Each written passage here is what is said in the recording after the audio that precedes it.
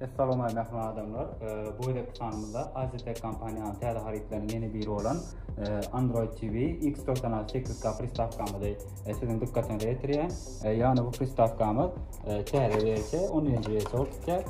Pristavkamının ediyəni işi Wi-Fi'ye çatdırda telefonunda, kompüterində ediyen funksiyonu yerine yetirib qoyur. Yəni pristavkamızın özü televizorun könülüyünə veya tədiliyinə qaramadan yürütü ictimai və könül kabirlər salyan yerləri var. Onun başqa pristavkanı kaptar bilen pultu ve ictimai kabili bilen blok bir tanesi geliyor.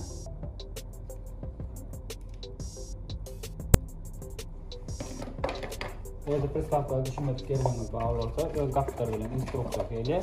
Alıp o kap bilersiniz. Mehman adamlar görüşümüz yarayını pristavkamızın televizyonumuzda çatılan oluşu, yani yan ayıp geçimler pristavkamın esas maksadı tuner'ın, kompüterın ve telefonunun ediyen fonksiyonun aktifini yerine getiriyor. Mesela yani telefonumuzda Play Market'e girip oynayıp oynayan olsa bu Android pristavkamızda edilmiş olur yani öz yürütü Google Play var, öz giryanında özümüzde gerek olan privasyonları skaç edip alıp oynayıp biliyoruz. Onun başqa da içine girseniz edil telefon funksiyonları yani galeriyeti ve şuna meyleş privasyonlar var. Özümüzde gerekli olan videoları ya da suratları skaç edip galeriyanı da saklap biliyoruz. Onun başqa da tuner'ın vazifesini yerine getirir. Yani antenan yokluğuna qaramazdan Wi-Fi'ye çatsanız sizin kanalları online edip görüp oluyor. Mesela TNT kanalını açtım şu var. Ne mehran adamlar. Hiç antenan gerekli yok. Onun başqa da Instagram, TikTok, YouTube ve şuna mevcut prilasyonu Horizon TV yani prilasyonu açacağını TikTok'u korkayın.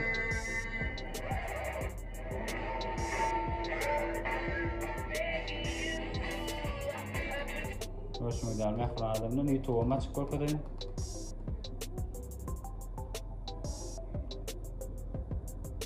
Televizyonumuz bilen Wi-Fi'niz bolsa, kalanda atları özümüz barıp kurmak berip qaytıyor. Şimdi YouTube açışı, bir video açıp korkayım.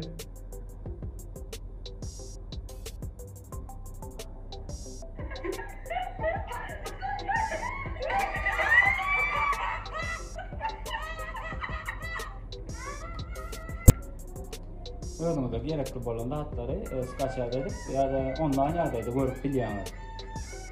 Onun başqa da PUBG ve şuna meyleş oyunların aktifini açacaq. Yani Moirek olsa ya Horizon TV ve şuna meyleş prilasyonları özümüz Play Market'e girip skaç edip alıp biliyoruz.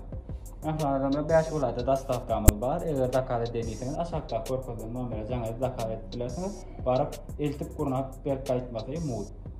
Köp bundan şu sağ olun.